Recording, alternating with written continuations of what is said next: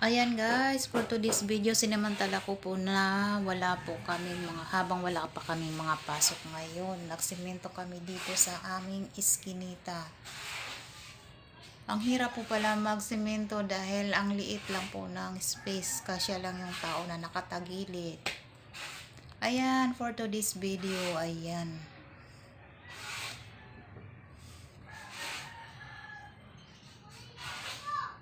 Talagang tipid na tipid. Para walang masayang sa halo. At saka ayan, mag-breakfast na tayo. Ito na yung ating pancake. Breakfast na tayo. Thank you for watching. Kasama po yung mga pusa. Ayan, hihingi pa yung pusa.